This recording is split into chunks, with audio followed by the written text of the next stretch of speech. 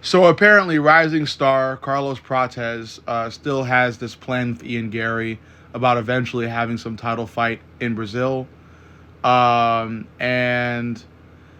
I don't know, like it's a coolish thing. Like they both want to run it back, but you got to wait for a lot of things to play out. Ian Gary still isn't the confirmed next guy to fight Islam, and Carlos Prates still has to get past a gifted striker in Jack Della Maddalena.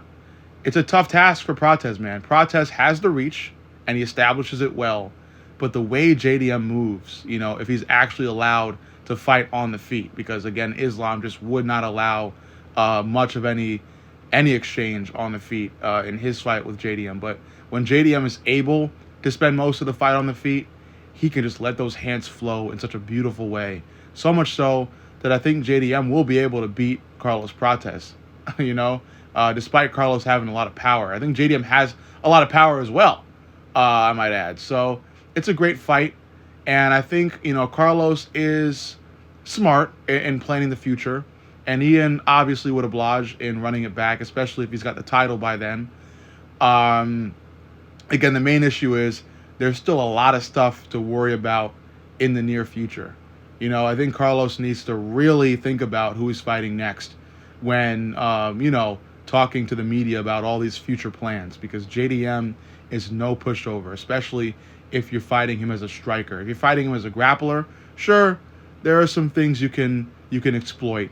But if you can only strike like Carlos Prates can, like Carlos has like some shadows of grappling, but Carlos Prates is obviously mainly a striker. So, if you're a striker trying to strike with JDM, it's not going to be an easy night out, no matter who the heck you are, because JDM outclassed Bilal, and Bilal, like he says, has hands like Canelo. So, this Prates JDM fight is not going to be an easy night out for either guy.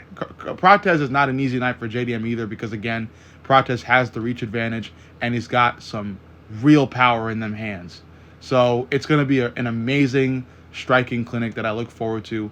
I would just say overall, Carlos Prates is smart to plan, but it's smarter to plan for the near future, rather than the foreseeable future. But overall, let me know what you think.